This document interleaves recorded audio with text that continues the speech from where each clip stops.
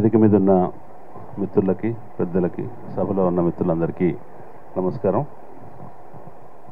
ముందుగా సిపిఐని అభినందిస్తున్నాను, రాష్ట్ర సిపిఐని. ఎందుకంటే ఒక నిశ్శబ్దం, ఒక నిస్సహాయమైన మౌనం ఆవరించున్నప్పుడు గొంతులు వినిపించడానికి, పెగలటానికి ఒక వేదిక కల్పించినందుకు, ఈ చొరవ తీసుకున్నందుకు సిపిఐని, ముఖ్యంగా సాంబశివరావు గారిని అభినందిస్తున్నాను. ఈ సమావేశానికి వస్తుంటే తెలిసింది, పొద్దున కుంభమేళాలో ప్రయాగరాజ్లో తొక్కిసలాట జరిగి చాలామంది చనిపోయినారు. అప్పుడు 35 ఉంది నెంబరు, అంతకంటే పెరిగిందేమో తెలియదు. ఆ వార్త చూడగానే ఒక క్షణం భయం వేసింది. ఇది తొక్కిసలాట వల్ల జరిగిందని అనుకుంటారా, లేదా దీంట్లో ఏదైనా కుట్ర ఉందని చెప్తారా? నిన్న మొన్న ప్రయాగరాజ్లో స్నానం చేస్తున్న ఒక అన్యమతస్తుని సాధువులంతా కలిసి పట్టుకున్నారు. ఎవరైనా వచ్చి ద్రోహం చేశారంటారా? దీనివల్ల దేశంలో ఏమన్నా కల్లోలం జరుగుతుందా అని ఒక భయం ఏర్పడింది, భయం కలిగింది. అటువంటి భయం ఎందుకు కలుగుతుందంటే, భయం అనేది ఇప్పుడు దేశంలో ఒక అధికారిక ఉద్వేగం. అదే ఆ భావోద్వేగమే దేశమంతా చాలామంది మనస్సుల్లో వ్యాపించింది. అంటే భయం ప్రజల మనస్సు కూడా ఒక యుద్ధరంగం. ఎప్పుడు ఏమవుతుందో, ఎప్పుడు దేశంలో కల్లోలం వస్తుందో, దాంట్లో నువ్వే నేరస్తులు అవుతావో, నీ మీద దాడి జరుగుతుందో అనేక భయానక వాతావరణం దేశంలో మెజారిటీ ప్రజల మనస్సుల్లో ఉంది. ప్రజల మనస్సు కల్లోలంగా ఉన్నాయి. ఈ గత 10 సంవత్సరాలుగా, 11 సంవత్సరాలుగా దేశంలో ఇటువంటి యుద్ధరంగాలు అనేకం ఏర్పడ్డాయి.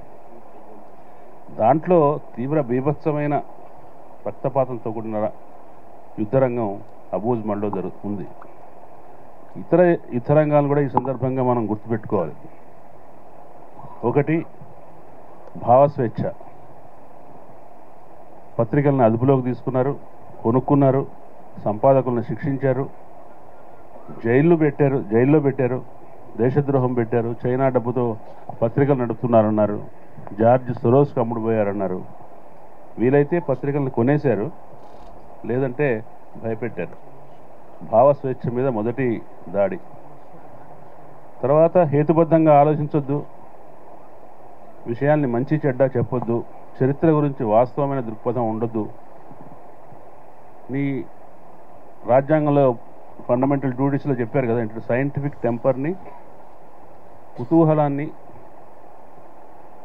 రేపించేటట్టుగా పౌరుడు, దాన్ని వ్యాపించేటట్టుగా పౌరుడు ప్రవర్తించాలని రాజ్యాంగంలో చెప్పారు ప్రాథమిక కర్తవ్యాల్లో. ఎవరైతే ఆ కుతూహలాన్ని కలిగించే, తార్కిక ఆసక్తిని కలిగే పరిశోధనలు చేశారో అటువంటి వాళ్ళని నమూనాగా కల్బుర్గిని, పన్సారేని, గౌరీ లంకేష్ని చంపేశారు. అవి ఆ 3 జరిగాయి. తర్వాత ఆగిపోయి, ప్రజా ఉద్యమం వచ్చింది కాబట్టి ఆగింది, ఒత్తిడి వచ్చింది కాబట్టి ఆగింది, నిజమే. కానీ ఆ 3 నమూనాలు. కాబట్టి ఆలోచన రంగంలో అదొక యుద్ధరంగం. తర్వాత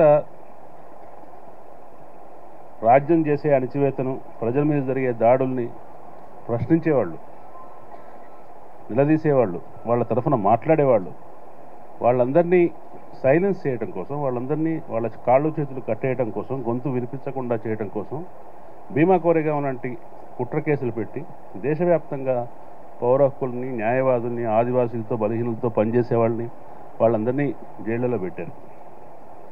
ఇక ప్రజా ఉద్యమాలతో పనిచేసే వాళ్ళని, పనిచేస్తే ఏమవుతుందో చెప్పడం కోసం ఢిల్లీ హింసాకాండ పేరుతో, లేదా జేఎన్యూలో విద్యార్థుల చైతన్యం పేరుతో విద్యార్థుల మీద, లిబరల్ ప్రజా చైతన్య కార్యకర్తల మీద సుదీర్ఘకాలం, ఇప్పటికీ 5-6 సంవత్సరాల నుంచి జైళ్లలో ఉన్నారు. అమర్ ఖలీద్ లాంటి వాళ్ళు, తాహిర్ హుస్సేన్ లాంటి వాళ్ళు, వాళ్ళలో కొంతమంది ప్రమేయం ఉండొచ్చు, లేకపోవచ్చు. అది ప్రమేయం ఉంటే కనుక ఢిల్లీ హింసాకాండలో హిందువుల కంటే ముస్లింలు ఎక్కువ మంది చనిపోయినారు, హిందువులు కూడా చనిపోయారు. హిందువులు చనిపోయినందుకు పేరుతో వీళ్ళందరినీ జైల్లో పెట్టారు. కానీ ముస్లింలు చనిపోయినందుకు ఎవరు జైళ్లలో లేరు సుదీర్ఘకాలంగా. అట్లాగే మన మేవాని, చంద్రశేఖర్ ఆజాద్ లాంటి వాళ్ళ మీద హింసాకాండ. అది కాకుండా ప్రజా జీవనంలో ఒక కల్లోలం, 2 వర్గాల మధ్య 3 వర్గాల మధ్య కల్లోలం జరిగితే దాన్ని కూడా మేము ఎట్లా తమ భావజాలాన్ని, తమ సాంస్కృతికమైన ఫాసిజానికి అనుకూలంగా ఉపయోగించగలమో చెప్పడానికి మణిపూర్లో హింసాకాండను నెలల తరబడి ఏడాది పాటు అట్లా ఇప్పటికీ కొనసాగిస్తూనే ఉన్నారు. ఇవన్నీ యుద్ధరంగాలు. ఈ యుద్ధరంగాల్లో ప్రజల మీద అణిచివేత జరుగుతున్నది కాబట్టే, ఈ యుద్ధరంగాల్లో ప్రజలను రకరకాలుగా సైలెన్స్ చేస్తూ వచ్చారు కాబట్టే ఇవాళ అబూజ్మడ్లో, ఛత్తీస్గఢ్లో జరుగుతున్న దారుణానికి వ్యతిరేకంగా గొంతులు ఎక్కడా వినిపించట్లేదు. కాబట్టి మనం ఇవాళ నక్సలైట్ల మీద జరుగుతున్న, మావోయిస్టుల మీద జరుగుతున్న అణచివేత గురించి మాట్లాడుతున్నామంటే దేశవ్యాప్తంగా ఉన్న అనేక యుద్ధ రంగాల్లో జరుగుతున్న హింస మీద, అనేక యుద్ధ రంగాల్లో ఆయా ప్రజాస్వామిక శక్తులు అనుభవిస్తున్న కష్టాల మీద కూడా మనం మాట్లాడుతున్నట్టు లెక్క. ఈ అన్ని యుద్ధ రంగాల్ని సమన్వయం చేసి చూసుకోకపోతే, అన్నీ కలిపి ఒకే పాలనలో భాగం అని చూడకపోతే మనం కేవలం ఇదేదో నక్సలైట్ల గురించి మాట్లాడుతున్నట్టుగా, మావోయిస్టుల గురించి మాట్లాడుతున్నట్టుగా ఉంటుంది. నిన్న ఫేస్బుక్లో ఎవరిదో పాత పోస్ట్ పెట్టారు, 1970 నాటిది. శ్రీ ఆదిభట్ల కైలాసం, శ్రీ వెంపటాపు సత్యంల కాల్చివేత అనే ఆంధ్రపత్రిక హెడ్డింగ్ అది. కింద నక్సలైట్ల కథ ఇక ముగిసినట్టే అని వెంగళరావు ప్రకటన.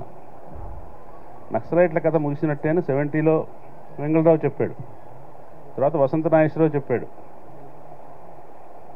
తర్వాత ప్రతి హోమ్ మినిస్టర్ చెప్తూనే ఉన్నారు. జాతీయ స్థాయిలో ఇప్పుడు అమిత్ షా ఒక ముహూర్తం పెట్టి ఇప్పటికి ముగిసినట్టే అన్నారు. కావచ్చు, వాళ్ళకున్నటువంటి శక్తి సామర్థ్యాల మేరకు, వాళ్ళకున్న క్రూరత్వం మేరకు బహుశా 2026 నాటికి అక్కడ వేరే గొంతు లేవకుండా చేయగలుగుతూ ఉండవచ్చు. కానీ తర్వాత ఏమిటి?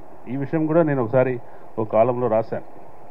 వాళ్ళు అంతరించిపోతారనుకోండి, తర్వాత ఏమిటి అంటే ప్రజలు ఏమీ మాట్లాడకుండా ఉంటారా? ప్రజలు ఇంకా వాళ్ళ సమస్యల గురించి సమాధానం పడిపోయి ఉంటారా? నిశ్చింతగా నిద్రపోతారా? అట్లేమీ జరగదే. ప్రపంచంలో ఎప్పుడూ గొంతులు లేవకుండా ఉండవు.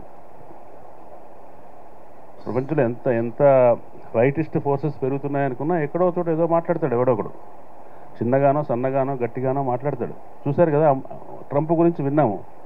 నిన్న కొలంబియా ప్రెసిడెంట్ గెస్తావో పెట్రో చేసిన ప్రకటన చూశారు. నువ్వు ఇమిగ్రెంట్వి, మేం కాదన్నాడు. ఎవరో ఒకడు మాట్లాడతాడు, వాడు ఏ స్థాయిలోనో మాట్లాడతాడు. కాబట్టి వాళ్ళు భౌతికంగా మావోయిస్టులనో, ఇంకొకరినో, తిరుగుబాటుదారులనో, ఇంకొక ఉద్యమకారులనో, లేదంటే వేర్పాటువాదులు ఏ పేర్లు పెట్టి చేసినా, రకరకాల వాళ్ళ మీద వాళ్ళు చేస్తున్నటువంటి నిర్బంధంలో వాళ్ళు వ్యక్తులుగా నిర్మూలన కావచ్చు. కానీ సమాజంలో మౌలికంగా అటువంటి ప్రయత్నాలకు ఒక ఆస్కారం ఉన్నప్పుడు, అటువంటి భౌతిక పరిస్థితి ఉన్నప్పుడు అవి కొనసాగుతూనే ఉంటాయి.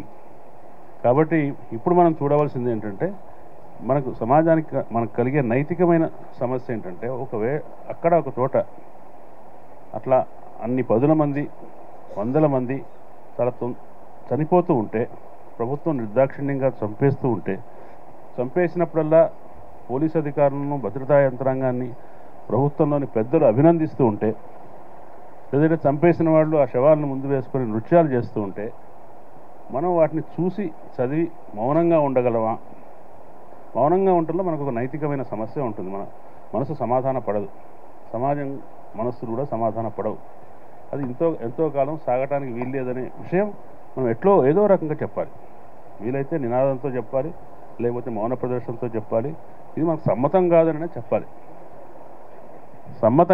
చెప్పాలి. మనం ఆగ్రహం ప్రకటించలేకపోతే కనీసం దుఃఖమైనా ప్రకటించాలి. అది ప్రకటించకపోతే ఒక సమాజంగా, ఒక సమూహంగా మన నైతికతనే మనకు ప్రశ్నార్థకం అవుతుంది. కాబట్టి ఆ ప్రయత్నం జరగటానికి, ఒక సామూహిక సంవేదనను వ్యక్తం చేయడానికి, ఎందుకంటే ఈ సమయంలో రాజకీయ విభేదాల గురించి మాట్లాడచ్చు, వాళ్ళు చేస్తున్న పద్ధతులు కరెక్టేనా అని మాట్లాడచ్చు. వాళ్ళు చేస్తున్న పద్ధతులు కాదు, పద్ధతులు సరి అయినది సరికాకపోవడంతో సంబంధం లేకుండా ప్రతి ప్రశ్నకు ఈ ప్రభుత్వం నుంచి ఇటువంటి స్పందనే ఉంటుంది. ఈ స్పందన చాలామంది ఫ్యాసిజం రేపు ఎప్పుడో వస్తుందన్నట్టుగా మాట్లాడుతున్నారు. ఇవాళ అబూజ్మడ్లో జరుగుతున్న ఆపరేషన్ కగార్ అనేది జరుగుతున్నప్పుడు మొత్తం భారతీయ సమాజంలో ఇంత నిస్సహాయ నిస్తబ్దత స్పందనారాహిత్యం ఉండటం వెనుక, వాళ్ళంత యథేచ్ఛగా చేయటం వెనుక ఇవాళ దేశాన్ని పాలిస్తున్న రాజకీయవాదులు పొందిన సమ్మతి, ఆ ఫ్యాసిస్ట్ సమ్మతి ఉంది కదా, ఏ రకంగా వాళ్ళని ఏకం చేసి ఆ సమ్మతిని పొందారో ఆ సమ్మతి చాలా ముఖ్యమైనది. కాంగ్రెస్ ప్రభుత్వం చేయలేదని కాదు, కాంగ్రెస్ ప్రభుత్వం కూడా దాదాపుగా ఇట్లాగే చేసింది. కానీ కాంగ్రెస్ ప్రభుత్వం చేసిన దానికి ఇవాళ బీజేపీ ప్రభుత్వం ఆధ్వర్యంలో జరుగుతున్న దానికి తేడా ఏంటంటే, ఈ ప్రభుత్వం ఇప్పుడు జరుగుతున్న దానికి మౌనం ఎక్కువగా కనిపిస్తుంది, స్పందనారాహిత్యం కనిపిస్తుంది, ఒక సమ్మతి కనిపిస్తుంది. వాడు యథేచ్ఛగా వాడు నేను చంపుతున్నాను, ఇందుకు చంపుతున్నాను అని చెప్తున్నాడు. కాబట్టి ఇది చాలా ప్రమాదకరమైంది. వచ్చినట్టే ఫాసిజం ఇప్పుడు భవిష్యత్ కాలంలో కాదు, అది అమలులో ఉంది కాబట్టే ఇవాళ అక్కడ అటువంటి అణచివేత జరుగుతోంది. కాబట్టి అది ఇందాక చాలామంది మిత్రులు చెప్పినట్టు వాళ్ళు అయిపోయిన తర్వాత నెక్స్ట్ వాళ్ళు వస్తారు. వాళ్ళు అర్బన్ నక్సలైట్ల గురించి మాట్లాడుతున్నారు. సామాజిక మాధ్యమాల్లో ఇప్పటికే అర్బన్ నక్సలైట్లను, ఇతరులను ప్రశ్నించే వాళ్ళు కాంగీలను కూడా కలుపుతున్నారు, కాంగ్రెస్ వాళ్ళని కూడా. అంటే లిబరల్గా ఆలోచించే వాళ్ళని కూడా కొంతమంది ఉంటే వాళ్ళని కూడా ఇదే ఒకటే కోవలోకి చుట్టి అందరినీ ప్రత్యర్థి శిబిరంగా పరిగణించడం, ముద్ర వేయడం చేస్తున్నారు. కాబట్టి ఈ ప్రమాదం అందరికీ సంబంధించిన గుర్తింపు ఒకటి. ఇక్కడ దీని గురించి స్పందించిన ఒక మానవీయమైన బాధ్యత అనుకోవటం ఒకటి. ఏదో ఒక స్థాయిలో ప్రతి ఒక్కళ్ళు తమ అసమ్మతిని చెప్పాలి. చెప్పాలనే కాంక్ష అందరిలో ఉంది కాబట్టే ఈ సభకు ఇంతమంది వచ్చారు.